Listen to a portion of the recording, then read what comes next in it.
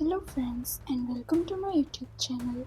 तो आज हम जिस केस के बारे में बात करने वाले हैं वो काफ़ी मिस्टीरियस है और इसमें इतने सारे ट्विस्ट है कि आपको एंड तक कुछ पता ही नहीं चलेगा।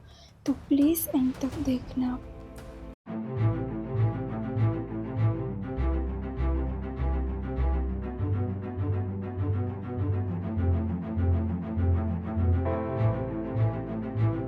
सो क्रिसमस डे 2019 केविन उसकी फैमिली के साथ सुबह 9 बजे फेस्टिवल्स के लिए मिलने वाला था, लेकिन वो घर पे पहुंचा ही नहीं।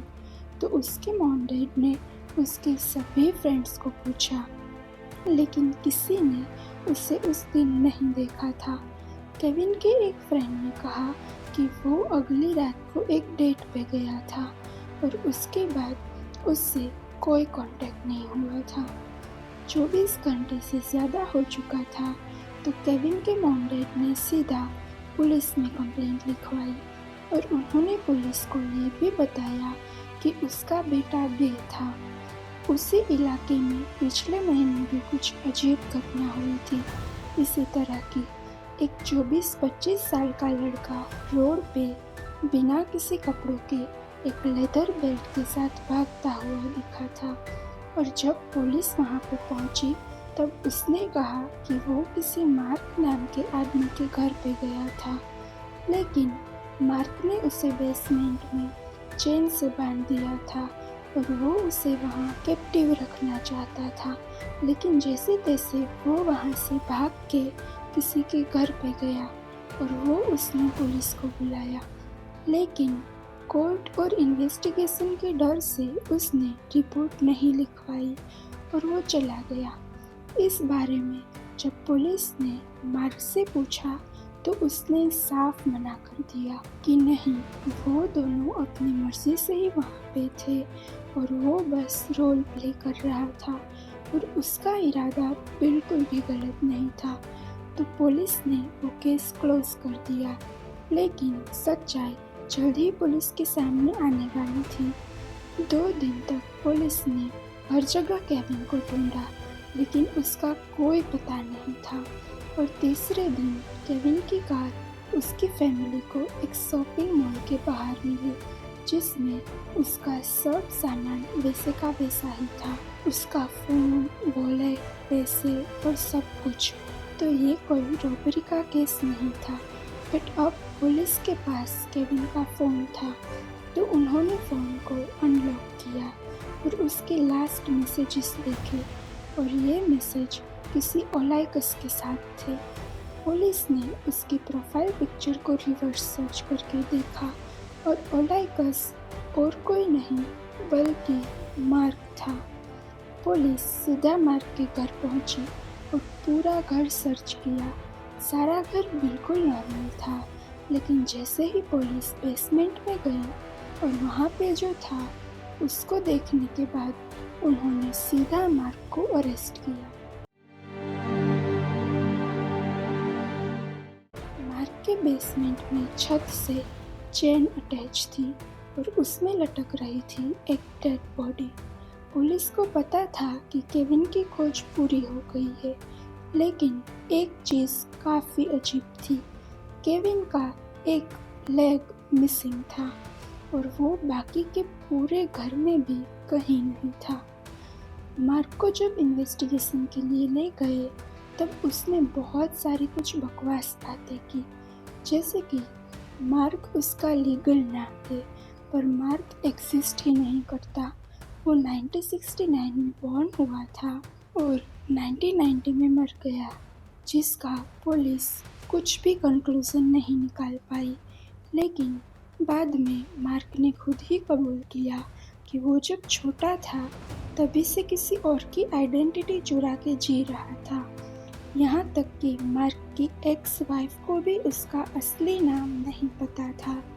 पुलिस ने मार्क की एक्स वाइफ से भी पूछताछ की और उसने कहा कि पहले मार्क बिल्कुल नॉर्मल था, लेकिन 2012 के आसपास उसको मर्द में काफ़ी इंटरेस्ट होने लगा था और वो अपनी वाइफ पे चीट भी कर रहा था कई मर्दों के साथ।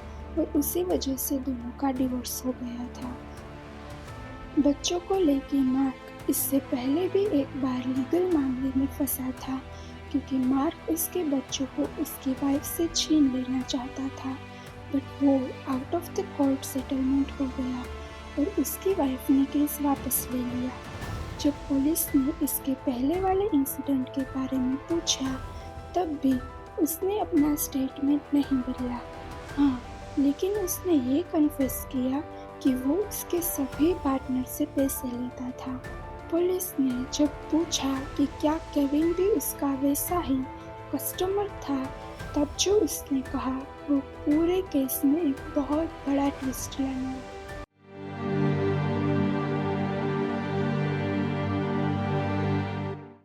मार्क ने कहा कि उसने कोई मर्डर नहीं किया, बल्कि ये केविन ने उसे जैसा करने को कहा था उसने सिर्फ वही किया है। केविन अपनी लाइफ से थक गया था और उसने इससे पहले भी एक बार सुसाइड करने की कोशिश की थी, लेकिन वो बच गया था और अब उसने मार्क की हेल्प से ये सब किया था। केविन अपनी लाइफ के आखिरी मोमेंट्स मार्क के साथ बिताना चाहता था और बाद में उसी के हाथों से मरना चाहता था। वो दोनों डेटिंग वेबसाइट से मिले थे और दोनों ने फिर मिलकर ये सब कुछ प्लान किया था। केविन ने मार्क को कहा था कि तुम इसके लिए फंस सकते हो, लेकिन मार्क ने कहा कि उसे कुछ फर्क नहीं पड़ता। अगर उसके लिए उसे जेल भी जाना पड़े तो वो अपनी पूरी लाइफ भी जेल में काट लेगा। 24 दिसंबर को दोनों एक सुपर मॉल के बाहर मिले और फिर केविन ने अपना सारा सामान अपनी कार में रख दिया और वो मार्क के साथ अपनी मर्जी से उसकी वैन में चला गया। मार्क की बात सुनकर पुलिस काफ़ी कंफ्यूज थी कि या तो वो सब कुछ सच कह रहा था और या तो वो काफ़ी क्लेवर था इतनी अच्छी स्टोरी बनाने के लिए, और सारी डिटेल्स भी मैच हो रही थी। पुलिस ने मार्क के हस्बैंड जेमी को भी बुलाया, जो कि अब मार्क के साथ नहीं था, लेकिन लीगली दोनों मैरिड थे। जेमी ने कहा कि उसकी मेंटल हेल्थ काफ़ी ख़राब है, वो कुछ भी इमेजिन करता रहता है और उसको ही रियलिटी मान लेता है। जैसे कि मार्क को लगता था कि उसके पड़ोसी उसके घर के पानी में पॉइजन मिला के उसको मारना चाहते हैं और वो किसी नॉर्थ की कंट्री का किंग है और उसे वहाँ के लोगों को बचाना होगा, और रात को उसके मुंह से कुछ ब्लैक सब्सटेंस निकलता है। ऐसा बहुत कुछ, और धीरे धीरे ये बढ़ता गया। आखिरकार जेमी ने डॉक्टर की हेल्प ली और ये सामने आया कि मार्क को स्किज़ोफ्रेनिया है, बट वो उस पर कुछ एक्शन नहीं लेता और दोनों अलग हो जाते हैं। सो बेसिकली मार्क की बातों पे यकीन करना मुश्किल था।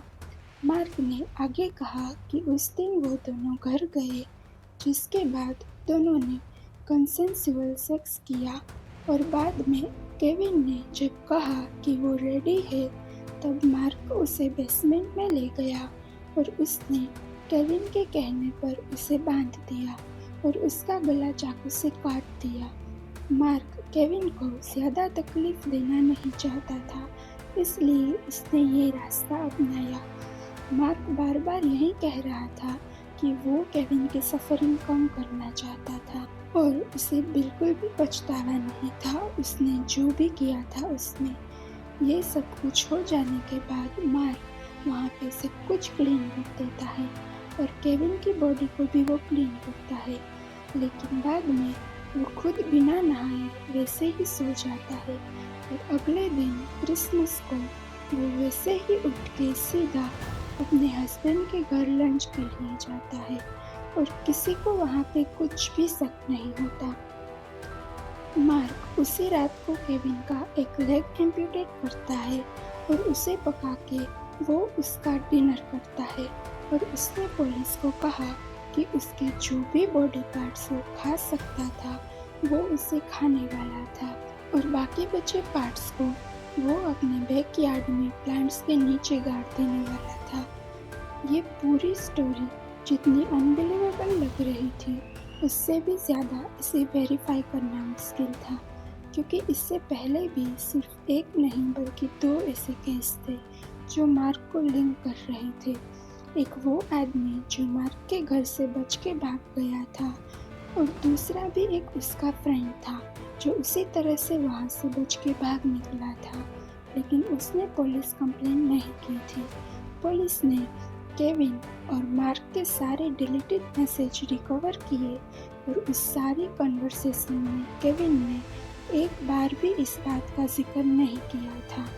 तो एट द एंड मार्क को 2022 में फर्स्ट डिग्री मर्डर और डेड बॉडी के छेड़छाड़ के लिए लाइफ इम्प्रिजनमेंट की सज़ा हुई, बिना किसी पैरेलल पॉसिबिलिटी के। So that was the case guys. Please comment में बताइए कि आपको कैसा लगा। अगर पसंद आया हो तो लाइक कीजिए। See you in the next video. Bye bye.